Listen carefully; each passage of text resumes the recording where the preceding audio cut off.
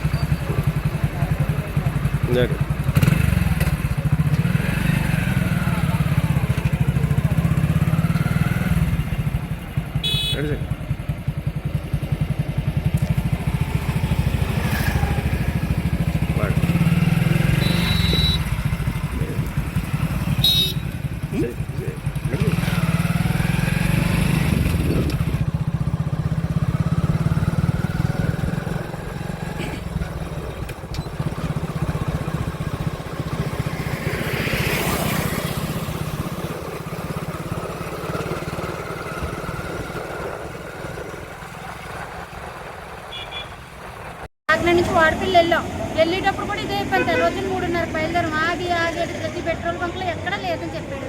మరి ఉందో లేదంటే డీజిల్ లేదని చెప్పారు. అది ఉందో తెలీదు, లేదు లేదు వీళ్ళు ఆపేస్తున్నారో తెలియదు, పైనుంచి రాలేదో తెలియదు.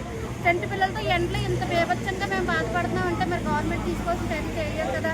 ఇలా ఇబ్బంది పెట్టడం జనాన్ని చాలా దారుణం. ఎక్కడో యుద్ధాలు జరిగితే ఇక్కడ జనాన్ని ఇబ్బంది పెట్టకూడదు కదండి. చిన్నపిల్లలతో ఎంత ఏడుతున్నారు, ఎంత బాధపడుతున్నాము మేము. సాయంత్రం వస్తుంది, రేపు వస్తుంది అంటే ఇప్పుడు అది వచ్చే వరకు అవసరాలు తీరవు కదా. మా అవసరాలకైనా ఉండాలి కదా ఎంతో కొంత. చాలా ఇబ్బంది పడుతున్నారని జనం అయితే. దీన్ని మరి గవర్నమెంట్ వరకు తీసుకెళ్ళి ఏదో ఒకసారి తీసేపట్టాలి. నా పేరు సిహెచ్ సాయిమణి గారు, మండపేట మండలం, తూర్పుగోదావరి జిల్లా, మండపేట గ్రామం ఉంది. నేను దాదాపుగా మోటార్ ఫీల్డ్లోకి వచ్చి 10 సంవత్సరాలు అవుతుంది. 10 సంవత్సరాల నుంచి కూడా కరోనా 3 సంవత్సరాలు లాక్డౌన్ పడినా కానీ ఇటువంటి పరిస్థితి ఎప్పుడూ లేదు. గత 5 రోజులుగా ఒక ఆటో డ్రైవర్లు కానీ, ఆర్వేస్లు కానీ, ఒక ట్రాన్స్పోర్ట్ వెహికల్ డ్రైవర్స్ కానీ మేము చేస్తున్న ప్రాబ్లమ్స్ ఎవరు కూడా తెచ్చేయట్లేదు. దీని మీద ప్రభుత్వం డీజిల్ మీద ప్రభుత్వం ఉదంతా యాక్షన్ తీసుకుని మా ఆటో డ్రైవర్లకి, గూడ్స్ వాహనదారులందరికీ, ఆర్వేస్టర్లందరూ కూడా మా అందరి మీద కూడా వాటర్ ఫీల్డ్ వర్కర్స్ మీద అందరి మీద కూడా ప్రభుత్వం కూడా స్పందించి మాకు ఒక దారినంటూ చూపిస్తారని ఈ ప్రభుత్వాన్ని మనవి చేసుకుంటామండి. ఇప్పుడు దేశానికి వెన్నుముక్క ఎవరంటే రైతండి. అటువంటి రైతుకు కూడా ఇప్పుడు కోత అనేది కోయడం జరగట్లేదు. ఎక్కడైనా సరే సగం కోత అన్నప్పటికీ మధ్యలో మిషన్ ఆగిపోవడం జరుగుతుంది. మిషన్ నడిచిందంటే టాటర్లో ఆయిల్ లేక టాటోడు ఈ బస్తాలు నేను వేసుకెళ్ళాను, డీజిల్ లేకుండా నేను అక్కడ వేసుకెళ్ళమంటే నా భుజాల మీద వేసుకెళ్ళమంటాం అనే పరిస్థితి ఇప్పుడు చాలా దారుణంగా రావడం జరిగింది. ఈ పరిస్థితి గతంలో ఉన్నంత ఇప్పుడున్నంతగా పరిస్థితి ఇప్పుడున్నంత అట్లుగా గతంలో ఎప్పుడు కూడా లేదు. ఈ పరిస్థితిని ఇప్పుడంతా ప్రభుత్వం స్పందించి మా driver, auto owner, goods owner, harvesters owners పైన ప్రభుత్వం స్పందించి ఈ డీజిల్ పైన కొద్దిగా యాక్షన్ తీసుకోవాలని మనవి చేస్తున్నాం. జై హింద్. ముఖ్యంగా తూర్పుగోదావరి జిల్లాలో ప్రతి పట్టణంలోని ప్రతి నియోజకవర్గంలోని కూడా పెట్రోలు డీజిల్ ఎక్కడ దొరకటం లేదు. అధికారులు ఏమో చాలా లభ్యతగా ఉంది, ఏమి ఇబ్బంది లేదని చెప్తున్నారు. కానీ ఇది సత్యదూరం. వాళ్ళు క్షేత్రస్థాయికి వచ్చి పరిశీలన చేసినట్టయితే అసలు ఎక్కడ దొరుకుతుంది, ఎక్కడ దొరకడం లేదని తెలుస్తుంది. అది ఏమీ చేయట్లేదు. వాళ్ళ కలెక్టర్ కానీ, జాయింట్ కలెక్టర్ కానీ, డిఎస్ఓ కానీ, సివిల్ సప్లైకి సంబంధించిన అధికారులు కానీ ఎవరు కూడా క్షేత్రస్థాయిలో రావటం లేదు. బంకుల్లో బారులు తీరి జనం ఉంటున్నారు. పది పెట్రోల్ కోసం ఉన్నారు, డీజిల్ కోసం మరీ ఉంటున్నారు. ఈవేళ రైతాంగం అంతా కూడా ఈ రాష్ట్రంలో వరి పండించిన టైం ఇది. వరి పంటలు చేతికొచ్చే టైము. ఈ టైంలో రైతుకి వరి కొయ్యడానికి కోత మిషన్లకి డీజిల్ కావాలి. దానికి క్యాన్లు పట్టుకుని రోడ్లంతా తిరుగుతుంటే బంకుల దగ్గరికి వాళ్ళు ఎక్కడ కూడా 2 లీటర్లు 3 లీటర్లు కొట్టడమే తప్ప అసలు వాళ్ళకి కావాల్సినంత డీజిల్ ఇవ్వడం లేదు. దానివల్ల రైతులు యొక్క ఈ పంటలన్నీ కూడా కోతలు ఆగిపోతున్నాయి. దానివల్ల రైతు చాలా నష్టపోతాడు. ఇప్పటికే రాష్ట్రంలో రైతు చాలా నష్టాల్లో ఉన్నాడు. వాడిని పైకి తీసుకోవాల్సిన బాధ్యత ప్రభుత్వం మీద ఉన్నప్పటికీ కూడా ప్రభుత్వం ఎక్కడ కనికరించడం లేదు. ముఖ్యంగా ఇటువంటి సంఘటన, ఇటువంటి పరిస్థితులు రావడం చాలా దురదృష్టకరం. ముఖ్యంగా గతమునందు కాంగ్రెస్ ప్రభుత్వం అధికారంలో ఉంటుండగా ఏదైనా ఉపద్రవాలు వస్తాయని చెప్పి ఒక 5 సంవత్సరాల పాటు నిల్వలు ఉండేవి ఈ దేశంలో.